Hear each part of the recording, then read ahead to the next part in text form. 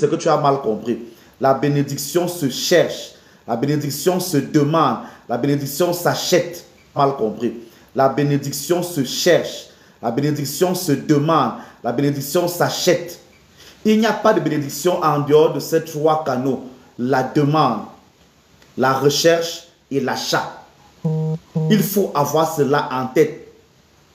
C'est-à-dire que toi, l'enfant, tu dois aller acheter la bénédiction de ton parent.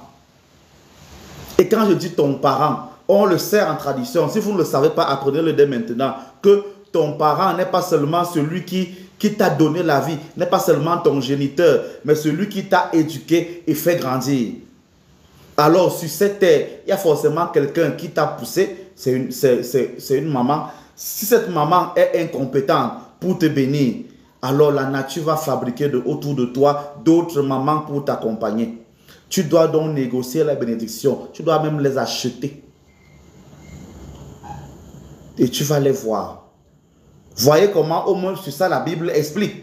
Lorsque un papa a envie de bénir son enfant, il dit, prépare-moi tel plat, le plat que j'aime, comme je l'aime, et viens me voir parce que je vais te bénir. C'est biblique, par exemple. Toi, donc l'enfant, tu dois donc donner à manger à ton père comme il aime manger. Donner à boire à ton père comme il aime manger pour que ton père te bénisse. Tu dois acheter cela. Maintenant, si tu le fais et que ton père ne te bénit pas, ce n'est pas grave. Une porte s'ouvrira. Maintenant, toi, le parent qui veut bénir ton enfant, tu fixes les conditions de bénédiction à ton enfant. Tu dis à ton enfant, pour que tu aies ma bénédiction, fais ça, fais ça, fais ça. Et si l'enfant réfléchit, il aura ta bénédiction. Vous qui pensez que c'est mauvais, comment vous analysez les 10 commandements? Dieu a bien mis les 10 commandements devant vous, en vous disant, celui qui marche comme cela aura la vie que je donne. Pourquoi donc quand moi, le Père, je donne ma part de commandement à mes enfants, vous voulez dire que c'est mauvais? Eh oui, c'est ça le problème. C'est ça le problème.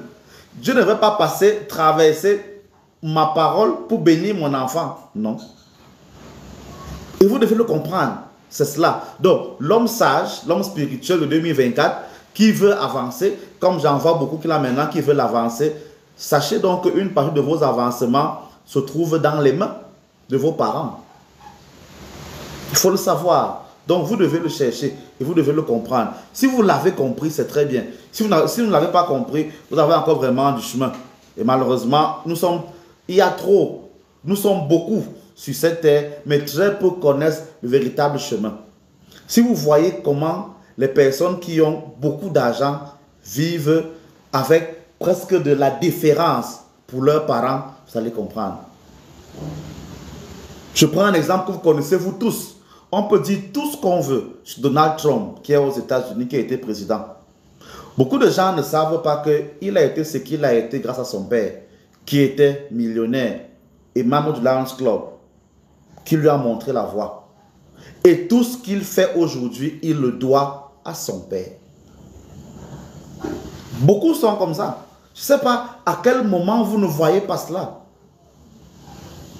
Dans le cinéma, tout le monde connaît l'acteur qu'on appelle Dwayne Johnson, plus connu sous le nom de Rock, parce qu'il a fait le catch et il a pris ce nom-là après.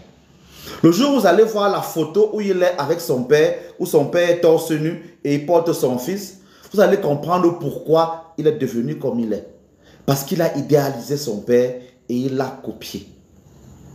Comment toi tu regardes ton père? Quelle image tu as de ton père? Qu'est-ce que tu peux copier de lui? S'il n'y a rien, d'accord, ce n'est pas un problème. Mais il faut vous poser la question. Il n'y a pas de véritable avancement sans que le papa ne t'ait poussé d'une manière ou d'une autre. Et les cas comme cela, ils sont très nombreux. Très nombreux. Vous connaissez la dynastie des Bush aux États-Unis, parce que j'en parle parce que c'est connu, ça a été étudié et tout le reste. Vous voyez le travail qui se passe en Russie. Comment le président actuel a travaillé. Il a été président, il est redevenu premier ministre et ainsi de suite. Tout cela part de la vision que le papa te donne. C'est très important. Donc, vous devez l'avoir. Et tout cela participe de la connaissance que vous devez développer pour avancer.